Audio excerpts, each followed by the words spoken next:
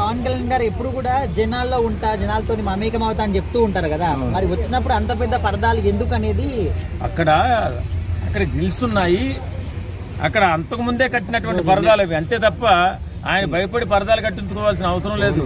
ఆయన భయపడే వ్యక్తి అయితే నక్సలైట్ ఏరియాకి గిరిపుత్రుల జీవితాలు బాగుండాలని వాళ్ళు ఎంతో అట్టడికి వర్గాన్ని ఉండిపోయి ఇవాళ కూడా వాళ్ళకి సరైన సౌకర్యాలు లేక ఆ డోలీ మోతలతో చాలా కష్టాలు పడుతున్నటువంటి ఆ గిరిపుత్రుల జీవితాలు బాగు చేయాలని చెప్పి 3 రోజులు అక్కడే ఉండి వారికి ఏం కావాలి, రవాణా కోసం రోడ్లు కావాలి, మంచినీటి సౌకర్యం కావాలి, కరెంటు కావాలి, వారి పిల్లలకు స్కూల్స్ కావాలని ఆలోచించి 75 సంవత్సరాలు పైబడిన రాజకీయ చరిత్రలో భారతదేశానికి స్వతంత్రం వచ్చి 78 సంవత్సరాలు అవుతున్న తరుణంలో ఒకే ఒక్క రాజకీయ నాయకుడు వెళ్ళి 1050 కోట్లు పెట్టి వారి ఉపాధికి, వారి రోడ్డు రవాణా సౌకర్యానికి, వారి సౌకర్యాలకు వెచ్చించిన వ్యక్తి ఒకే ఒక్క రాజకీయ నాయకుడు ఎవరైనా ఉన్నాడంటే పవన్ కళ్యాణ్.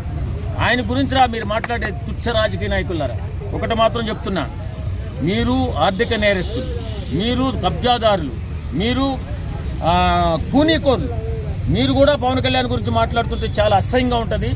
మీరు ఉన్నట్టులో ఉండండి, మీరు మీ రాజకీయాలు చేసుకోండి. పవన్ కళ్యాణ్ అనే స్థాయి ఇప్పుడున్న రాజకీయ నాయకులు ఏ రాష్ట్రంలోనూ లేదురా, ఎర్రి పప్పలారా.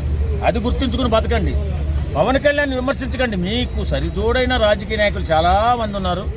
మీరు ఏమన్నా అనుకోండి కానీ బాగుంటుంది. పవన్ కళ్యాణ్ అంటే మీ చరిత్రహీనులుగా మిగిలిపోతారు, మీ జీవితం సంకరాగిపోద్ది. కాబట్టి పవన్ కళ్యాణ్ మాత్రం అనకండి.